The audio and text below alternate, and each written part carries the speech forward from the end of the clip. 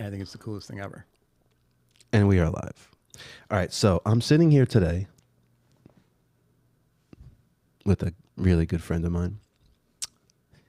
His name is Kish Melwani. And not only is he a good friend of mine with a good story, but he is also a really good person. He's a really good husband. He's a really good business owner, friend. He's a really good advocate. And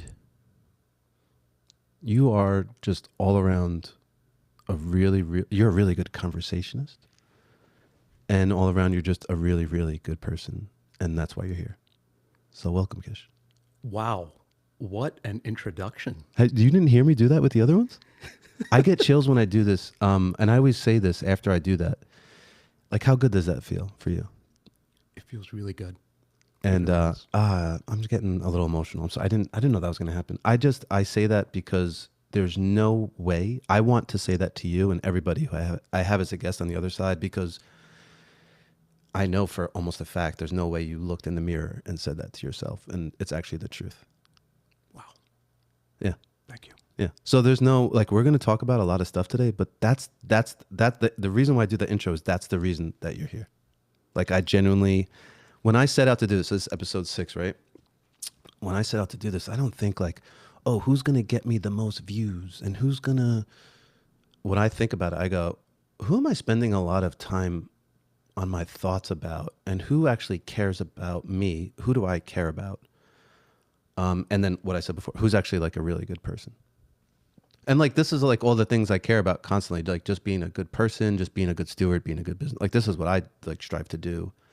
And so when I meet other people, I feel like are that, or I look up to, because there's a lot of ways that I look up to you too. Really? I didn't know that.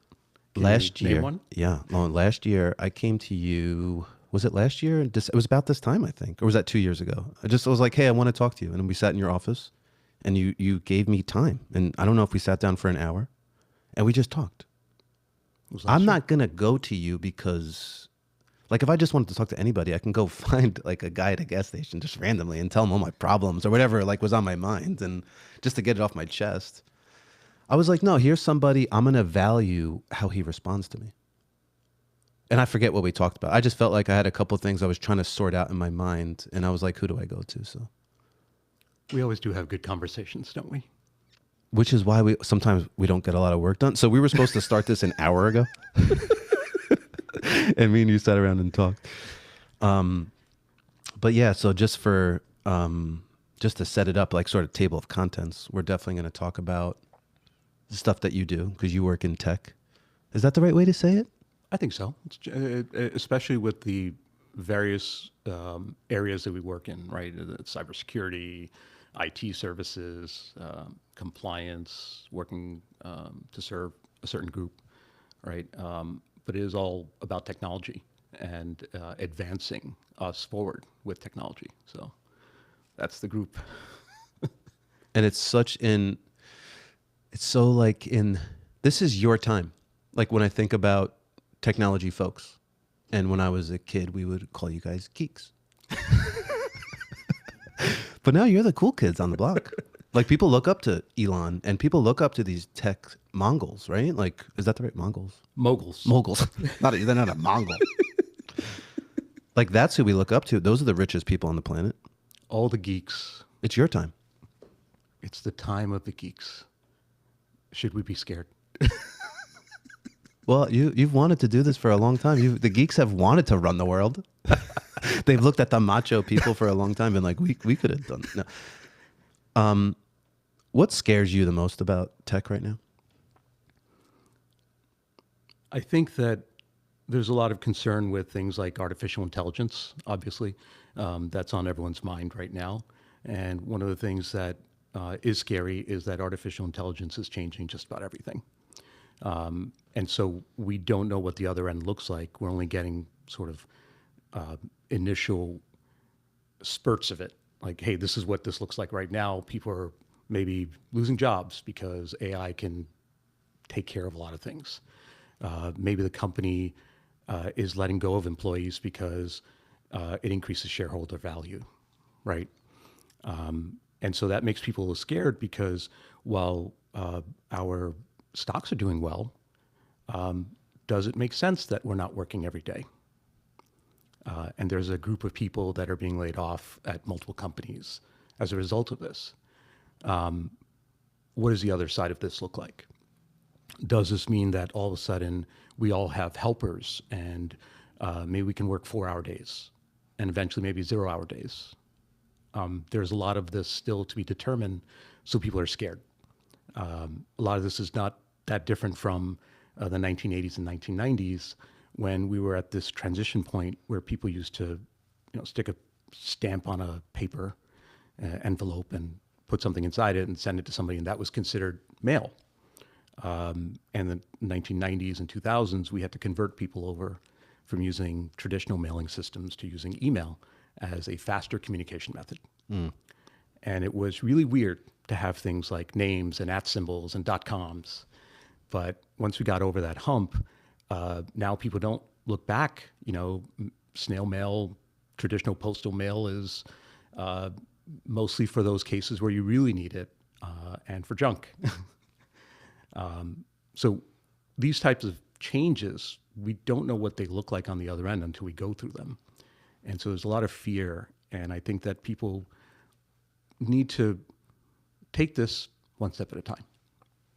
I get worried about people not being scared enough, and not being scared just to like do nothing, but like we talk about that. So like what kind of scares me is, and this is what I want to talk about, is the fraudulent behavior that can go on with AI.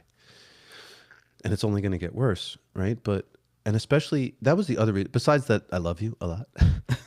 The other reason I wanted to have you on here, and I thought timing wise it could be good, and I don't know if I'm onto something here, but, and I want to talk about Golden Age Technologies, which is just a newer company that you're starting, and it's going to steer into this a little bit, but like people get nervous about who they share their information with, right? Especially when it comes to financial things. Like you're always cautious. You're just trained to be that way.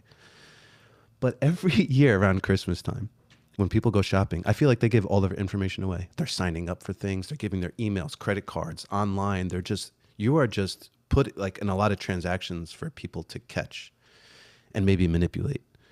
Is it scarier this time of year, or is it worse? Like, is there more fraud that happens when there's more transactions going on? Or is that the fraud that's going on, or is it different? That's a great question. And definitely there's a lot, when it comes to fraud. When we first talk about this time, Q4, we got holidays. We've got a lot of, we've got Black Friday. We've got a lot of people buying things. So you see a lot of this case where, because we're used to purchasing and having transactions at an increased amount around this time, it is likely that somebody can say, hey, you know what? Your Amazon package was delayed, or there's a problem Thank you. Yeah. with this purchase. Yeah. And it is not uncommon for somebody to say, wow, well, I did buy something recently and I do want that thing, right? We all want our things. And I'm going to click that button that says, fix this, from that email that came in from Amazon. Or the text, right? Like I know a lot of people who say that, and I'm not trying to call out UPS, but there is like a text that says like, your package has been delayed, or click here to figure out your package. And we order stuff so much. What you're saying is like, oh yeah, I probably have, whether you think about it or not, you're like, yeah, I probably have a package on the way. Right. And you click on it, not even thinking. That's right. And you click on it, and what we're talking about here is often phishing, right? The way the phishing works is that you're getting an email that looks like it's legitimate, and it's from UPS or Amazon or some reputable source, and they want you to click on that link, and in order to correct the issue, of course. And when you click on that link, you're brought to a page that looks very much like a UPS page or an Amazon page, except when you give them your email address and password to sign into your UPS or Amazon account, you're actually giving that to some unknown bad actor that is not actually UPS and Amazon.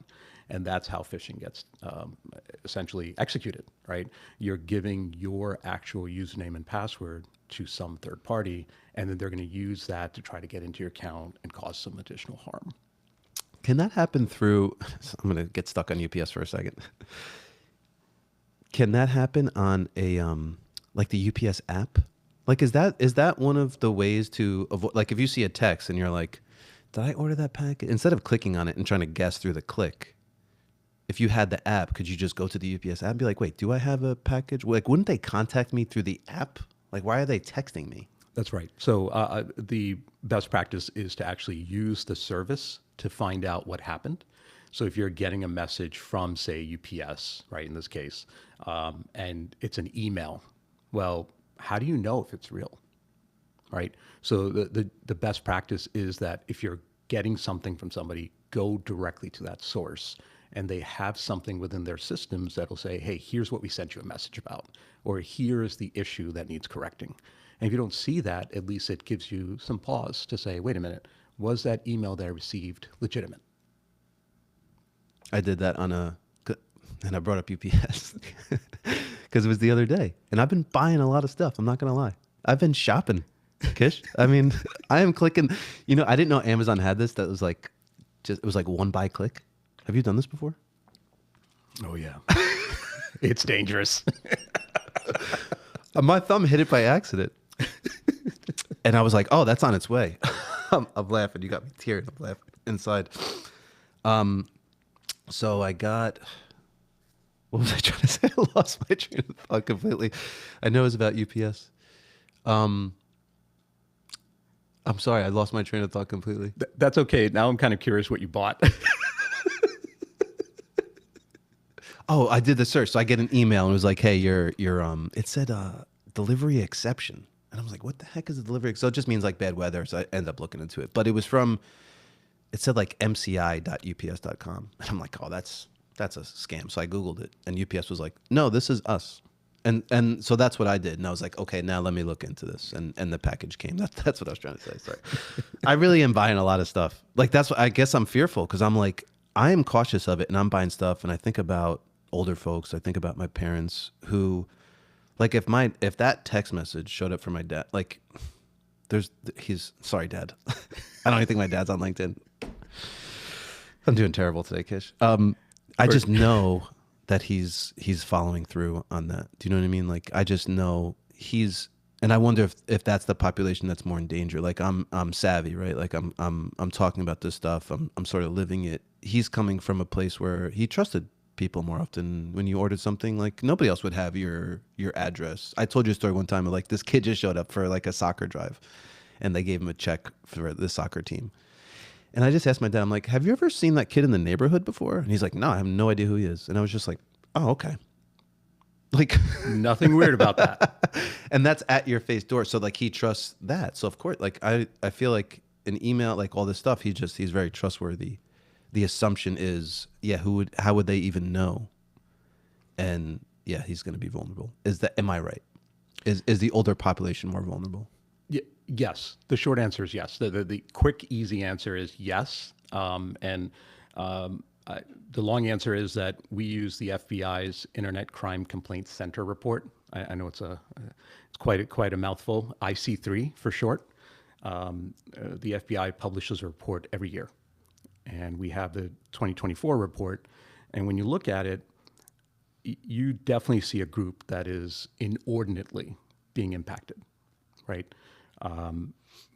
We're talking folks that are 60 years or older. And you're right, it is about a trusting nature, right? Folks that are in their 60s, 70s, and 80s were not brought up with passwords. They had to learn about passwords. That's right. Wow. So trusting nature is absolutely a big thing, right? You have this sort of thing that says, hey, password was introduced to me at some point, and now passwords are no longer good enough. Their first password is probably the PIN to the debit card or something, right? Like, yeah, it would probably be their ATM PIN, right? Because that predated the internet. Yeah, yeah, and so now you're seeing that a lot of times these groups are being targeted on phone calls, right? Hi, I'm representing Chase Bank, and something's wrong with your account. And of course, the bank is calling me. It has to be real, and they said my bank's name. It has to be real, and now they want me to verify some information, and so I can tell them my personal information to make sure that it is around, right? They already know your information, and you're just verifying parts of it to confirm. Yet what happens is that you have some people preying on older adults and trying to essentially convince them to wire money or transfer money using digital currency means like Zelle. And it only takes a few seconds. Your money's gone. We've seen some older adults be impacted by um, uh, small transactions as little as like 2,000, 6,000, but that makes a difference when you're on a fixed income. And others have lost hundreds of thousands. You know, I started this company because I'm also trying to prevent those terrible situations where, you know, there's a loss of a loved one and you're back on the market to date and you find somebody and you're in love, but then, you know, a few months go by and this person is not who they say they are and they're trying to take money from you. They're saying, hey, I want to see you. I love you, but I can't, I don't have money to get plane tickets. Can you send me $2,000 or can you send me something? Or the worst we see out there are investment schemes where somebody actually presents some good investment idea to you.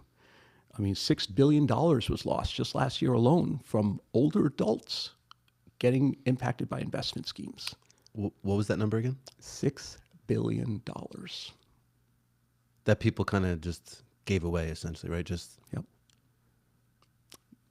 They were tricked into giving their money away. And it only took a few seconds. That's all it is. and you can't reverse it. Like we were can't talking reverse about. Yeah, yeah.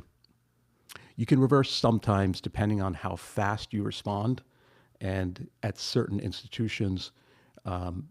But the intention is that, you know, it's as good as cash. It is supposed to be that you're giving somebody cash, but you're doing it through a digital means. And so once it's gone, it's gone. And I've seen some of these terrible stories where people have tried to plead with the scammers, and the scammers are trying to explain to them that they were tricked out of their money. And sorry, I'm laughing. I'm not laughing because it's funny. It's just It's a terrible thing, but at the same time, it is almost like you can't even make sense of it. You can't make sense of it. But then there was I think it was John Oliver who did a show on the scammers, and what we found out was they were enslaved, a lot of these scammers, right? Because they're trying to get out of their own debt. So a lot, like, if I know somebody's trying to scam me, I used to, in years past, I used to yell at them, like, how could you? You're a terrible person, right? And then I saw, right, John Oliver, the HBO guy, and he was saying, like, that they're actually kind of prisoners, and they're just making the phone call for the person they owe money to, and that's how they pay their way out. Is that right? The term is indentured servants, right? I like that you just. I don't know if I'm right or not. You just. He's like, he's shaking his head. I think he agrees with me, or I'm saying something right. Indentured servants. So John Oliver of Last Week Tonight, Yeah. I think it was a couple of years ago, had an episode on something called pig butchering. It's a term that's a sub-term of the investment schemes that are out there that say, hey, look, how do we take advantage of somebody, right? And pig butchering is this terrible approach where somebody tells you, hey, I've got a great way for you to make some money. And they present you with some app and they say, hey, here's how well this investment could be doing. We just need you to start with something small, $1,000. Doesn't matter what it is. Doesn't matter what it is, but it's small, right? The intention is to try to get as much from the person as possible. So what they'll do is they'll come back to you and they'll say, hey, look, a month has gone by. Your investment is doing so well, it's up by 20%. And then they'll keep coming back to you and say, hey, it's up, except nothing real is happening. They're taking your money and then they're presenting something to you on a screen that says your money's growing. It's like a graphic design, right? Just a graphic design. Yeah. I mean, we can come up with this with artificial intelligence today, right? I was just going to say that. I love that. Me and you are so parallel. I love it. And then they take this until you don't have any money left over. And then they'll try to take some more. And what they'll do is they'll say, oh, you want to cash out on your investments. Not a problem. You can cash out on this investment, but you do have to pay a fee or some type of a tax bill in order to be able to take out your investments. And this is kind of why it's called pig butchering, because you're already gutted in a way, right? Like there's no money left and they're trying to take more. I imagine what I imagine is like a gambler who just lost it all and then just like took a little, like, please give me more and then I'll win it all back. Yeah. A lot of this is psychology, right? They're trying to take advantage of people's internal like emotions, the things that drive them. and they're trying to expose that to try to take advantage of people. It is despicable. Yeah. It's despicable. Some people have committed suicide over things like this, and it's really sad. We save up almost all of our lives until we hit our 70s or 80s, and we go, hey, maybe now I can rely on this money, and it's my retirement money. It's whatever it is, just to carry me through, and it's gone. I mean, you could be saving up for that money your whole life, and it's gone in a heartbeat. It's just it's unfortunate. It's just terrible.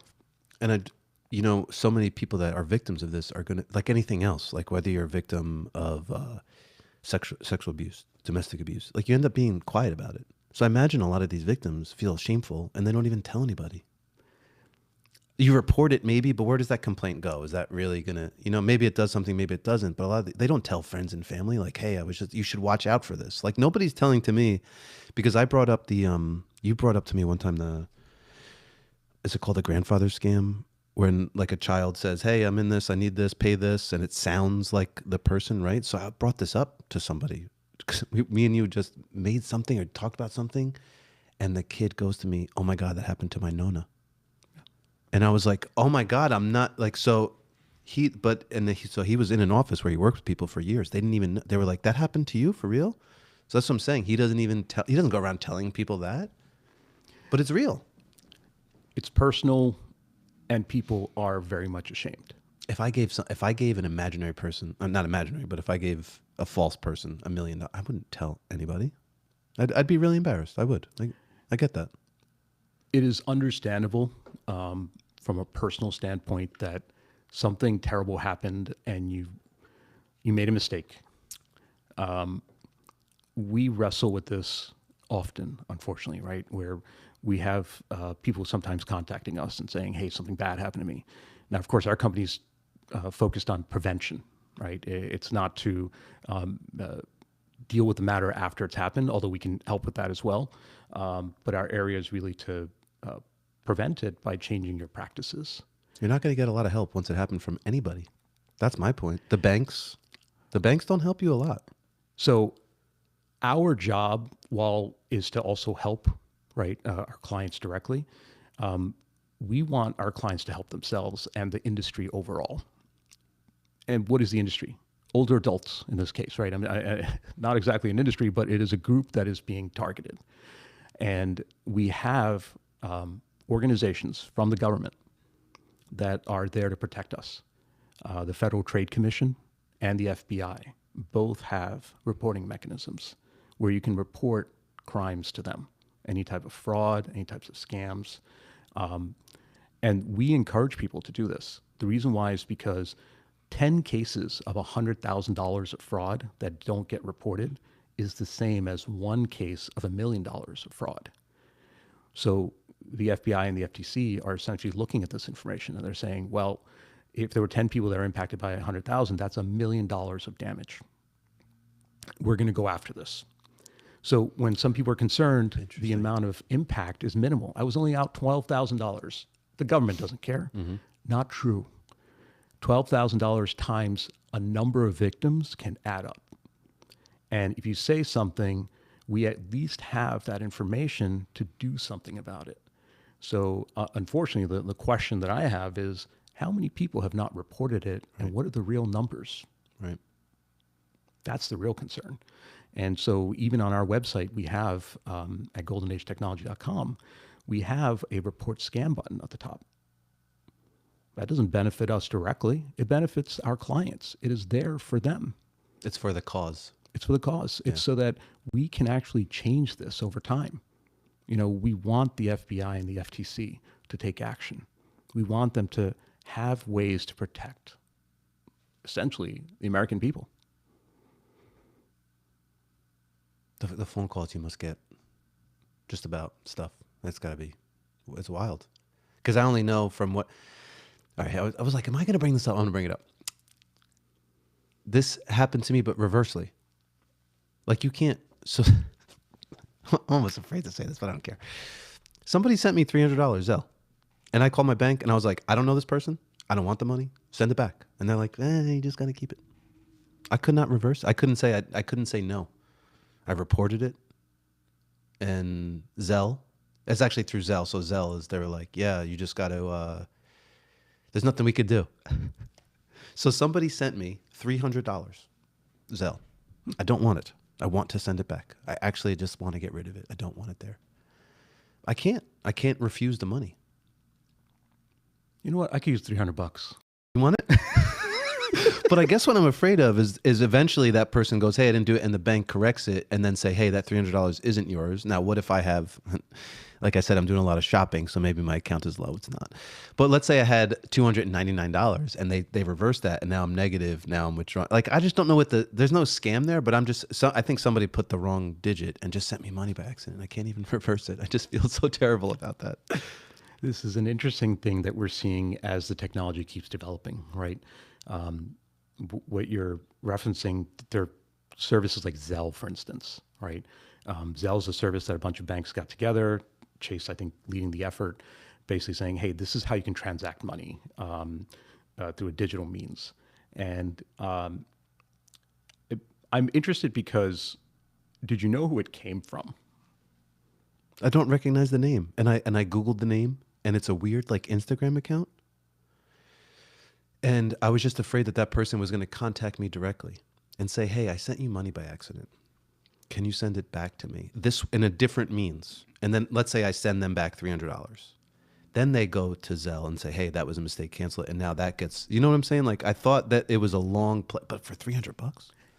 So it's interesting. What you're saying is something that touches on a related topic of trickery, right? Where people are coming up with some interesting engineering attacks, right? Where they're just saying, hey, you can have the money first. Mm-hmm. And something's wrong. Maybe you interact with them. What if I found that Instagram account and I messaged it? Hey, I think you sent me $300 by accident. Oh, great. I'm so glad you said that. I couldn't do anything about it. Can you give me, right? The trickery in this case so I won? maybe temporarily. The trickery is to essentially get you to do something else. I'm in all seriousness, I will donate. Like I can't keep the money. They won't take, I have to like, I'll go give it to a nonprofit. Like it's $300. Like it's not worth it. You know what I mean? For this case, 2025 is here. It's the holiday season. I'm sure there's a lot of folks that could use that money. That's what's going to happen. So thank you. You know who you are if you're listening and trying to scam me, but it's going to somebody in need. Thank you to the Instagram stranger. What a good story. All right. So what we're going to do now is me and you're going to have a little debate. I think it's time. We talked about this before. Oh boy. And we're going to get into it. I don't know I wish we had a moderator here just to set it up. But obviously you're in tech. Well, just obviously. It's not obvious that you're in tech. It's obvious because you said you were. I'm a video guy. And you and I are both at a place where tech is changing our lives. I mean, it's changing everybody's, but our careers, I should say, our industries. And I think just by nature, you and I are going to have different point of views on this, on AI and video. And now even for me, what I do specifically, and people can probably see what it says up there sometimes, but good stories about good people doing good things. So this is just my perspective, so this will be good. And you can push back on it, and I'll push back on you. I know we're going to be respectful. I like you way too much to actually really debate you on this. But I'll try. For me, I actually tell real stories about real people. So I think for me to make an AI video completely out of AI, just on its face, would be a mistake. But in terms of AI helping my process, I cannot work without it at this point. When it comes to transcribing video, the efficiency of things, the ability to work faster. So I'm using AI not to replace what I do, but to serve my clients much better and to serve more clients with less man and woman power. I'm doing the work as one person of I mean, you just kind of saw me do it, but you don't realize like how simple that was. That would have taken 2 people and 20 to 30 hours. And you saw me do it in 5 minutes. One person. And I have worry about AI and video, but I do know it's a tool. And my position will be, I want you to disagree with me on something. Sorry, I'm trying to give you something like controversial here. I am worried about people using AI all the time in terms of how it may or may not affect their own credibility and authenticity. So I am just fearful on where people would go if they go all AI video and what that means. But you, I know you want to use it. So how much are you using it, and where can I disagree with you on? I want to disagree with you. It's really hard. Well, I could also we could also swap roles if you like. You know, you could be I know. favoring AI video, and I could be all against it. So I do want to talk about this. What is real? You know, you brought up you know, a video would say somebody else in it, right? These are called generated videos. That's what AI does. It creates a video based on a picture or another video of somebody else, right? So if I want to take a picture of you right now, and I want to include everything in the background too, you know, you have a whiteboard, you have a chalkboard behind you, you have a studio here. I could use technology today that will take a picture and turn it into a video where you are coming back alive, and you're animated, and you're talking into the microphone, and you're saying something that I want you to say. It could be anything, right? Is that really you? And then we talk about video, for instance, in the 1970s or the 1980s, where you capture a metal box. You take a metal box and you point it at a person, and I'm taking you and I'm putting you into this metal box and recording you onto some tape. Is that really you? Or is the real you the one that I see you? And what is the difference between one version of you and the other version of you? And you know, I don't know if you know this. I have a creative background too. I took film class. So I knew you were creative. I don't know if I knew you took a film class. I also took a photography class. So me and you, just for anybody who cares, who's listening, is I feel like at a lot of times me and Kish want to be each other. So I wish that I knew as much technological things as you. Like I know you like to play video games. I know you know a lot about code and stuff. And there's a part of me that could want and desire to do all of that. Like I can definitely geek out. Yeah, and then I think there's a part of you that would like to be a film guy, because I see you, like, even when I was, I've seen you like take pictures and videos, and you're not just like, it's not that. It's like you like squat. You like lean into stuff. So I know that doesn't surprise me, but you've never told me that. So when we talk about real, I appreciate that.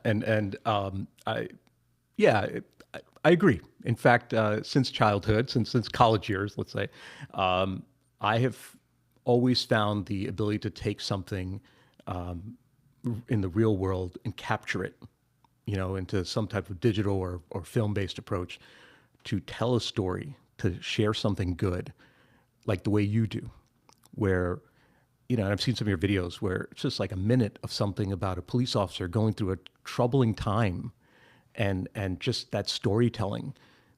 The other end of that video leaves you with a feeling. Yeah. And when we talk about what's real, what happened to this person, this police officer, for instance, in this situation, this video that you had showed me, you know, he went through trauma. He went through challenges. You're talking about the one that got shot in the chest? Yeah. Yeah. Just because we don't have to hide it. It's a real story. That's public too. I mean, that's a real, insane story. And at the end of it, you know, you're leaving people with an understanding of what happened and a feeling. And how do you do that with the form of art that you're capturing? That's not real, but it is, right? The emotion, The emotion and the story is real. The person, I see what you're saying. It's like, because even we used to learn this like with the Native Americans, they didn't like being photographed because they thought you were capturing their soul. They were like, so a lot of photos, you know, when the camera's first coming out, they were kind of like that. That was a long time ago. But they don't even like making eye contact. There's a lot of weird stuff culturally. I shouldn't say weird. It's just their It's their vibe. thing. Yeah. Yeah. But there's always been this sort of, are you capturing me, or like, are you, since you captured me, are you taking me? That was more of like the thought, like you're taking some of me because now it's here, and then you walked away with it, like you said, in a box. So there always been the question of like, what's actually real? What are you capturing? So I do understand that. So I didn't know if you were done. I cut you off. Right. Well, and then all to lead to this, which I think we all kind of know this, right? If I can capture that same police officer in that similar type of story where you're telling, you know, the audience what happened to somebody. This person was shot. He went through a very serious time. Whether you captured that angle from left or right or from one side or the other, which I know from a creative and artistic standpoint is important. Does it negatively impact the story enough to not leave the impact you want? Where at the end, and I'm going to say this, you notice a sixth finger on his hand. Mm-hmm. Did he not still get shot? Did he not still go through trauma? Okay, so good. This is good. We're getting close to a disagreement. Simba, I can watch Simba die in The Lion King and cry, right? But if I were to watch a real lion get shot or killed by another lion, that would significantly be a different emotional reaction. So that's my first knee-jerk reaction to what you're saying. Good point. Was it? I think it's a good point. Yeah. Okay, cool. The type of content can impact you. In this case, And I'm making it extreme. Like one's an animation and one is real, you know? Because AI is somewhat an animation, a generation, a regenerative experience. Well, that's right. So let's take your idea and expand it for a second, right? If I'm watching this video of this police officer and at the end I see the sixth finger, does it immediately turn me off and invalidate the entire story? It could. That's the fear. That's what you're right. Yeah. And I'm speaking in favor of, you know, your argument here that we have been playing with video for the past 3 years at least, where we saw Will Smith eating spaghetti and it looked ridiculous. And now when we see Will Smith eating spaghetti, it looks like Will Smith. Yeah. It looks like spaghetti. He is eating it. So what happens when it comes to a time when we can produce video that actually captures our soul? How does that work? And is it already happening right now?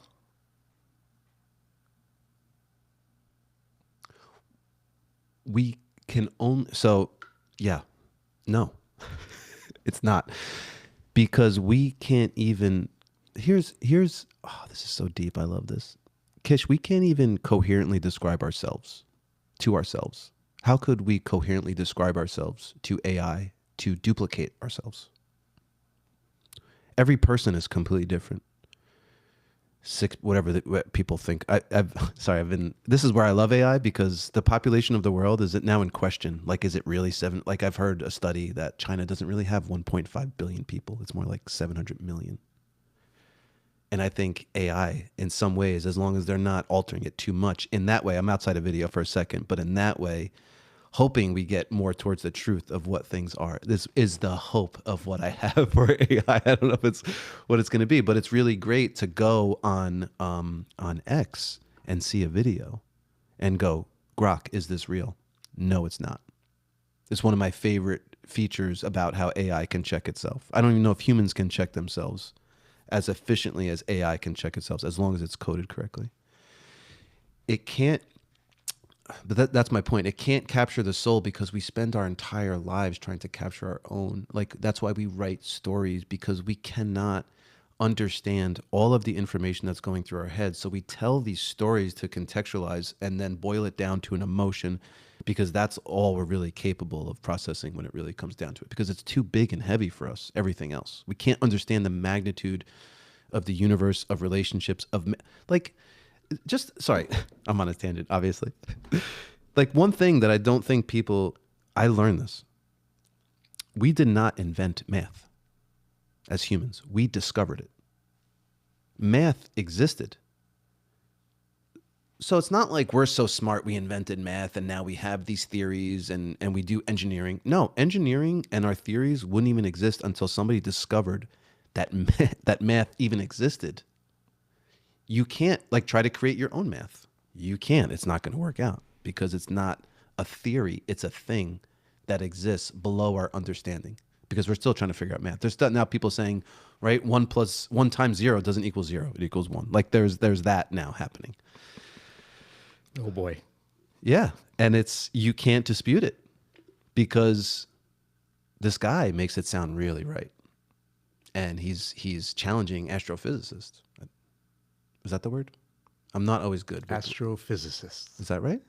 Astrophysicists? I'm not sure. Let's just go with it. Let's go with physicists. Mathematicians, they're not refuting it in a way that's perfect. So again, a long tangent just to say no, and I don't know when and if that's possible. Because I heard a comedian now talking about, he does live Q&As at the end of his sessions, a big time comedian. And that's one of the questions from the audience, what do you think about AI? And he's like, AI can fold my laundry, it could do these things. But he's like, I asked AI to tell me a joke and it was so dumb. It wasn't funny at all. It doesn't know how to be funny. I can tell it how to be funny. And maybe it can learn over time funniness, but is it ever going to author a new joke, a new thought, a new perspective in a nuanced human intellectual way? I am not convinced that will ever happen, no matter how much processing power AI invents. I don't disagree with you. How's that for an interesting response? I don't disagree with you, but I do challenge this a little bit for a second, right? Because I want to use it. So I want you to challenge me because I'm not trying to run. We were talking about this before. I'm not trying to run away. I think it's a mistake if you run away from it. Yeah. If you say I'm not using it at all, this is never going to work out, I think, you're done. So there are people, one of our clients is in his 90s, right? And I went out to lunch with him earlier this week and we were talking about AI and he didn't want to talk about it at all. And it's interesting because they often now compare AI to one of our other greatest discoveries in our humanity, to fire. Oh, I've never heard this. Let me hear this. So fire is an interesting one, right? We think about fire, we take it for granted almost every day, right? Fire was one of the biggest things for humanity for at least a couple of big reasons. The first is the obvious, heat and light, right? Those are the obvious food, ones. cooking. Food. Yeah. But how huge it was to humanity to discover fire, because there was actually a time when we didn't have fire. We didn't discover fire. Or you had to wait for electricity to strike a tree and then you had it by happenstance, That's pretty much it. Right. That's actually it. Somebody may have witnessed it and said, wait, can I do this, right? And the understanding was that humanity couldn't move forward and grow into having a bigger brain because you couldn't give it as much energy, because fire on things like meat actually adds more energy into that meat. It actually makes it more digestible and useful for the human body. So I'm bringing this up because we just discovered fire all over again, right? In the year 2022, actually, AI has been around for well over 50 years. Just a lot of people don't know it in that way. It's just been developed over time into what it is. But it's also just been a part of your life. Like GPS is somewhat AI, right? That's true. A lot of this technology has incorporated a lot of this into our cars and machine learning. The ability to see something and understand it. That's it's amazing. AI. Customer service still sucks with AI, but you can get in your car and tell it to go across country and it does it flawlessly. Ridiculous. Some things still need to be worked on. It's like they don't want customer service to be good. Like, screw you guys. AI is going to suck on you. So it's like... Although customer service, I think, is going to get better over time. It has gotten better. But when it first came out, it was just like, you're not even answering me. You're just giving me the same regenerative responses. Like, golly. Tell us your name. John Smith. Thank you, Jane Smith.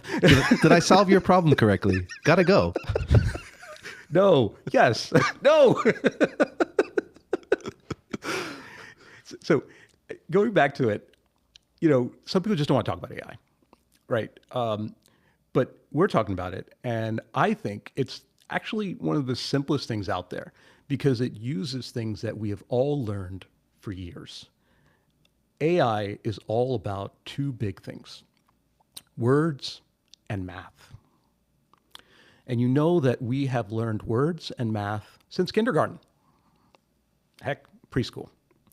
So AI is based on foundational things that we have always believed in. It's like the foundation of a society too. Sorry, like math and language, like you need those or else you don't have a functioning society. Exactly. Yeah.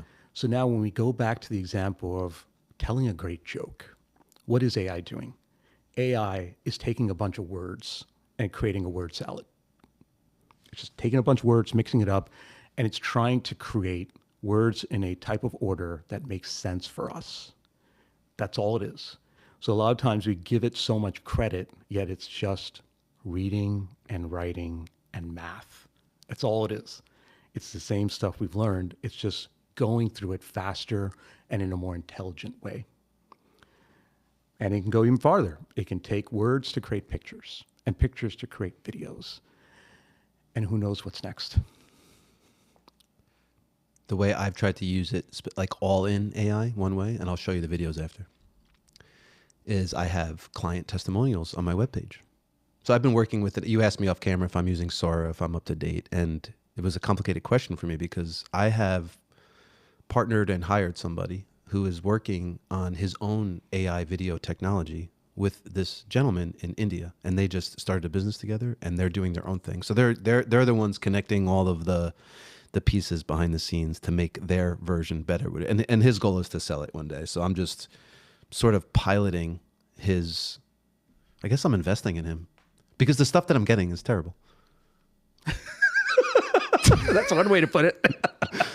Because it's AI today. So, but here's it's so I couldn't even do what he does is what I'm saying. So like I'm in video AI. It's like I know it comes down to like you need to be the most like this is the advice for people. If you want to do AI, don't learn like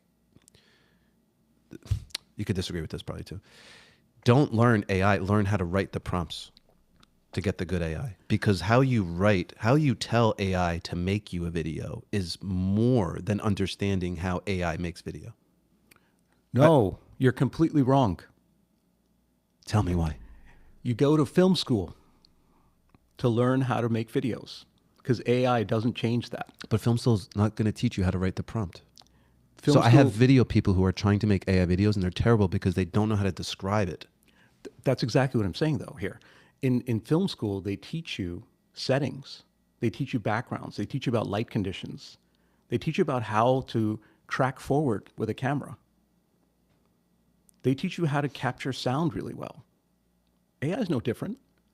In a prompt, I will absolutely state in a twilight setting in front of a warehouse that is concrete, I want a subject in front of it giving a speech, and I want to track the camera forward. These are the things you have to tell AI. Keep going. I'm gonna copy this later off the transcript that AI makes, and we're gonna put it in a prompt and see what it makes. I would love to. Now, here's the thing. Google's Veo 3 technology can do this right now. There's actually many competitors now that can do this. Video folks can actually use this technology to put some of their clients or subjects inside of settings that they wouldn't have to spend gobloads of budget to produce something that may not actually look that great. And so here's what I'm doing. So let me just, because I stopped at like, this is terrible, but I was like, take five like Google reviews. So they're real reviews by real customers. But to your point, I don't actually have the time, and I don't want to reach out to somebody that I made a video for 5 years ago and try to get them to go on camera to re-talk about their experience, which is long forgotten. Like the emotion that I would want to capture may have passed. They may be like, oh yeah, we did do that.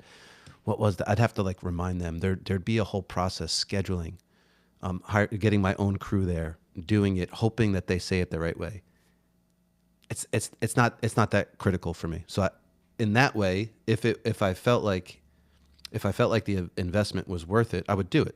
So it's not like, oh, it's too expensive. because we were talking about that off camera too. I hate when people just knee jerk. Oh, it's too expensive. Well, how do you know that? Like what is the goal? What's the return? Do you have any idea of what it could be? I said pick the 5 best. I have pretty good Google reviews. Not gonna lie. I'm not surprised. They're good. They're really good. I don't brag about myself too much, Kish. I'm coming into my own where I do like give myself. People think I'm egotistical. I'm actually not. I'm actually pretty insecure.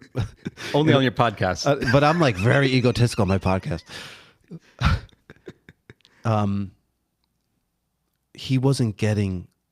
There's one that was so good and it felt real, right? The other ones, they're like looking right at camera. It's the same thing. And I'm like, dude, you got to write. So I'm teaching an AI video guy how to make film videos, because I think, to your point, he doesn't have the film background. So he's not even sure what he's just saying, have this woman say this, right? Like it's just very, and I'm like, hey, no, she should be on a couch facing somebody talking off camera. Like she shouldn't look on camera. She should look there. Her pacing should slow down. Things should feel, so then he can and put those in, right? But I'm going to use them. And this is how I'm going to use them. I'm going to post them, but in big letters. It'll say, oh, I just had the wording last night with Wendy. Real testimonials, AI portrayed. Big block letters, because I'm going to lean into the fact that this is AI. I don't want to try to trick people that this was a real person. I want them to know, like kind of what we're talking about. This is just a real testimonial. And I've used AI as a conduit or a vehicle to get you the message in the way that you're used to seeing it. So instead of reading client testimonials, which is nice to have 5-star Google review, it's nice to have it. Do people really read the stuff? And it's like, oh, his team was so good. Like you just read it, it says nothing. But if I have an AI that's saying his team was so good, they like blew me away, and they did this, they went above and beyond. And maybe if you can feel that through the AI, which I've prompted, I would do that. But I guess what I'm saying, and maybe this is the part where we disagree on, is I wouldn't try to hide the fact that it was AI. I would be telling because I wouldn't want people to think that I'm trying to pass it off as AI. And I wouldn't want somebody to eventually figure out, like if they ask Grok, hey, was this AI generated? And now they think that I'm lying, because everything about, or withholding or omitting, because everything about me is authenticity, real, organic. Like I want real stories, real people. So if I start using AI, like nonprofit galas, I do a lot of those, right? We make a video, a real story, really hardships, right? People are in the audience, 300 people getting teary-eyed. If we make an AI version of that and people get teary-eyed, and then somebody finds out that it wasn't a real person. So it's back to your point, circling around. Yes, the effect was the same, but is that person going to be comfortable if they knew that it wasn't a real person? This is an interesting intersection that we're at right now, because you can generate fake people. Do you want to use fake people? Yeah. And why is probably the question I would ask. You've probably seen some of my work on LinkedIn. I love it. I think it's awesome. Your teeth are so big and blocky. That was the giveaway. I'm like, that's not his teeth. Thank you for noticing. So I'm posting online just to really educate the public on emerging technologies and how they can leverage it in business. Yeah. Right. So we're clearly at an intersection here where why would somebody use your services if they can just generate a video? Right? Like seriously. But also, if we just talked about how to produce video in AI, you need to know video. Like you need to actually know film school and what you learned in those days. That means that the average Joe can't produce great content unless they have help. And just to say this at the same time, and I know you have some comments on this, but we're also at a very weird time where the past few years, the quality of video, the content has changed. Growing up, we had to go into a studio with perfect lighting, with perfect sound, or go on or have a news crew somewhere with perfect cables routing around everywhere, right? And now you don't have to do that anymore. So what does that mean? How has that changed? So if you still have to use the things you learned in film school to produce great video, what has changed is really the technology. And that's the only thing that has changed. We still need people like you, except you're also at a time where everyone's video content is being created more easily than ever before. Over the past 15 years, we've had things like creators, right? Or influencers. These are names that didn't exist before in the same way, but do because of the advent of YouTube, right? The ability to just say, I want to be a celebrity and all I have is great ideas is now possible, right? So now everybody can do a great testimonial video. And I personally believe it should be the person. It should be a real person. It should be you. You'll notice that almost all my videos on LinkedIn are posted with me in there because that genuine part of it is very important. When people see me at networking events and they see my videos, they go, that's the same guy, even though his teeth may be a little bit more blocky, right? And they know that it's probably generated. Did I create that impact? Did I tell my story? Right. Did I promote a marketing business that I don't really have? Right? And that's one of the things I did as an example on LinkedIn. Can somebody else promote something that they don't really have? That's where the fear comes in. And it's very real. But it's also not that different than any other fear that's happened over the lifespan that we've had, right? Mm-hmm. There's always something new out there, and there's always some way to expose it or use it negatively. Do we not use it because of that? Right. Or do we use it to advance ourselves to the next level? And I believe that, with my background and even a little bit of film, you can't forget that. You actually need that to get to the next part of video. And so this is one of the reasons why I see a lot of these companies now, they're hiring that talent. They're realizing just because we have a new way to have it doesn't mean we don't need human ingenuity, right? Human creativity, and that drive that gets us there. It does sound like overall, just with AI in general, not even AI video, is that if you are dealing with people, like if you're a service, you're dealing with people, and there's a human connection. As a general rule of thumb, your job is more secure than the job that can be strictly automated because you're not connecting with the person at all. Like, so the person that might be fearful is that to me. Like a nurse, again, maybe a nurse can duplicate, a robotic nurse can duplicate the functions of a nurse. But are you going to feel like somebody really listened and heard you?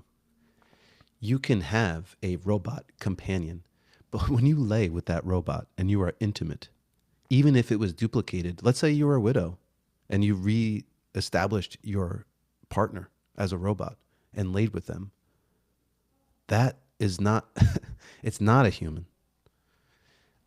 So that's what I'm saying. So, and that was such a severe example. I've never thought that's why I love and hate these podcasts, because I say stuff that I shouldn't probably say, and I think of stuff that I normally wouldn't have. So that all just happens. So whatever.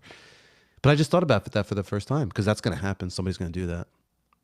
Damn, I never even thought about that before. And then are they in love? Are they just lying to, oh my God, I have to think about that more. I think it's a good point that you brought up there, especially, it made me feel uncomfortable. I just thought about it.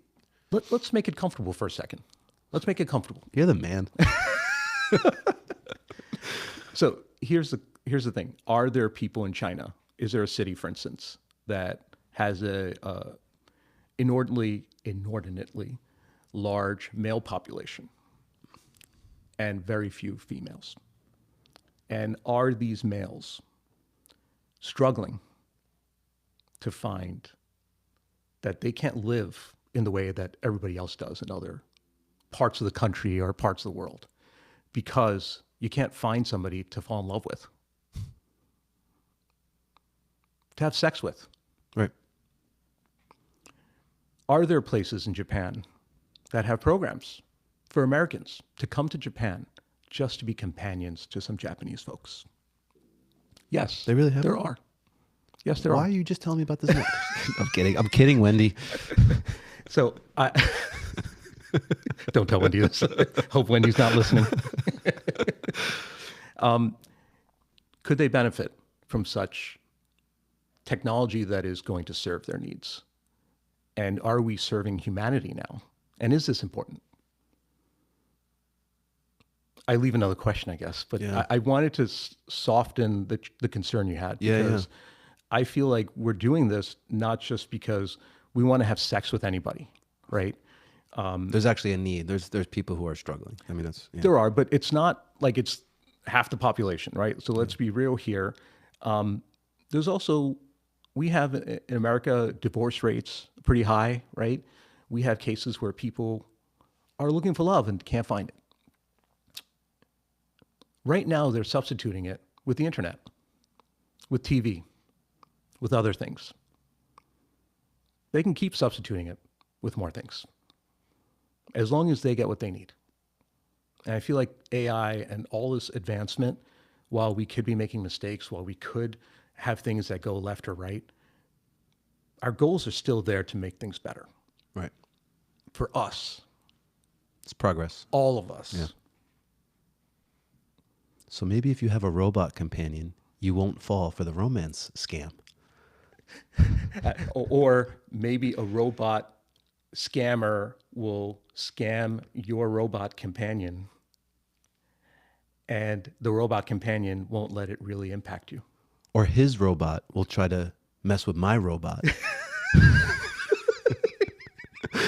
And it's just robot wars, right? I mean, we're kind of joking, but that is like, if it's, yeah, no, something's there. Like hacking your companion. Yeah, no, there's. I'm sorry, Jeff, you're not writing the script for Terminator 10 or whatever this is.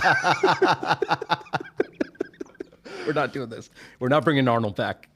I thought about buying the Tesla robot because it just came out, right? It was like 20 grand, 30 grand was like the lower model. I thought about it. Would you buy one? It's a personal question. I know we didn't do anything personal really yet. Would you buy a robot and have it in your house around your kids? Well, Today. I have a question for you. Why were you interested in a robot? I really like my house clean. Okay. I swear. So speaking about efficiency, right? I'm gonna turn 43 in a couple weeks. Sorry, I'm halfway to 90. Good. Good.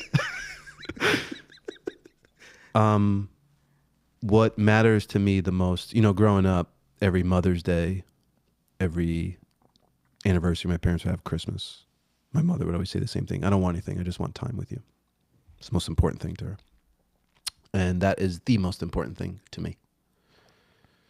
So unless it's therapeutic for me to fold my clothes, I want to spend time with my children and my wife and see my parents, because I don't know how many weekends I have left with them on Sundays. So instead of doing chores around the house, if I could go spend time with my parents and when I came back, the robot cleaned my house, it's worth 20 grand.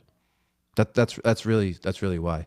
I don't want it to do my work. I don't want it to have relationships with anybody. I don't even want it to talk. I'm not looking for a relationship with it. I'm looking for something that takes instructions and does what I need it to do. I don't want it to raise my kids. I don't want my future robot, because I'm going to buy one. I don't want it to read the bedtime stories to my son to replace me. I don't want that. I don't even want it to bathe him or shower him, change him. I don't want it. I don't want it to replace parenting. But it's like, I just get no satisfaction out of folding clothes unless I do my socks and I realize I didn't lose any socks. That's the only satisfaction I get out of doing laundry. When I fold them up and there's not that one left over, that's like a glorified day. But that's why. Robots are an interesting sort of holy grail that the tech world is trying to achieve. Right now, we have factories that don't have lights because the robots are just doing all the work, and the lights are for human beings, so why have them on? Oh my God. Robots don't need light to see? No. Create their own ability to see in the night. They can use like What do you mean? night vision. Wait, damn it! You know what I was thinking about? I don't know. I was like, we've been going for an hour. I'm like, I'm getting ready to wind down. Robots don't see what? Robots don't need to see, right? If they just have to go from left to right. You saying they can change from like infrared to sonar to thermal? They can, right? but the ones I'm referencing in warehouses, for instance, just serve like one purpose, right? So they don't necessarily have cameras. They're It's just mapped. going. It's mapped, and they Yeah, have yeah. like 80 of these robots. The point I'm making, though, is that we were brought up with the understanding that warehouses had people in them working in them, right? And now companies like Amazon are basically just transitioning all those workers into folks that are maybe bringing things in over to your home, and they don't need to move it from one part of the factory to the other or the warehouse to the other. And robots are able to do more and more of this. So we're living in an interesting time. You said you're in your 40s, and it was interesting that you reflected that in your 90s. It's half your life. Well, when we were growing up, it was 80s. Just so you know, right? Now, if it's the 90s, we're living a longer time, and it is reasonable to assume that by the time you hit your 70s, 80s, and 90s, you have a robot helping you with more things than you may be comfortable with today. So while you're referencing things as a parent, as an older adult, you know what? I do want somebody to go get me that coffee because it does hurt to get up. It, I've had a troubling day, and I've had a lot of trauma or maybe challenges to my emotional state, and the robot's just taking care of things for me. I can still live my life as a human being because the robot is assisting me, right? What can it assist you with? As an older adult, I think the robots are going to be like the ultimate magical, ability that we never had before, right? We're just going to be ahead in like We're the just gonna be 100 ahead. years because we don't need our bodies anymore. We're just going to be ahead, and our robot's going to carry around our head. Oh, we don't Or want to we'll talk be the about head that. on the robot. God. Dun, dun, dun, dun. I just keep on thinking about George Jetson. That's what I keep thinking about when you were saying all this. You want to get your own Alice? Because we're going to get robots before flying cars. I mean, we kind of have flying cars with drones, but it's just not allowed. Like, I don't know why that's. It's probably some regulation, but yeah, we're actually gonna get robots and AI before flying cars. So we have personal flying copters now. You can go to, I believe it's Nevada, and you can get into this little object that just takes you straight up in the air, and you can control it, and it lets you see everywhere. The technology's there. We just need to enhance it so it is more energy efficient, safer. And you probably have to map the aerial space, right? Make levels out of it, so there's different like. There's Yeah, so much so much. regulations. God, people are so smart. I get sometimes I get so mad. Sometimes I think I'm smart, and I see what people really do. Man, people are so brilliant. They really are. As long as we have the right intentions and the good goals in mind that just get us, to further ourselves all to the next level. That's what we need. The technology's there. We just need to get all the other obstacles out of the way so we can better ourselves.